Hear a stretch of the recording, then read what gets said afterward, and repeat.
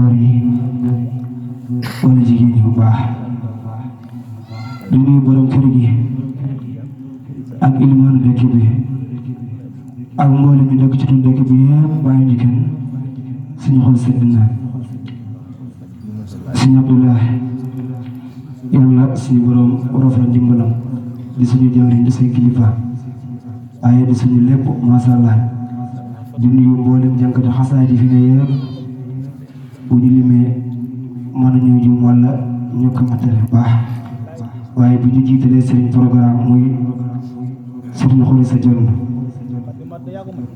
mi nga xam ne gars yi bi ñuy jàng olofal maam jaara xolam day feex ndeysaan aw góor noonu rek a baax waaye sëñ Modou mee Modou Jaxaw na nga koy siyaare ndax ku la defal lu baax dañ ko war a wax ba ñëpp xam ko ndax moom mi sama rakk la waaye suñu borom dogal na bokkul na ci ñi ma doon sant ci yoon bi baax a baax te loolee fàttewuñ ko te ñu ngi koy bàyyi xel bu baax a baax kon jërëjëf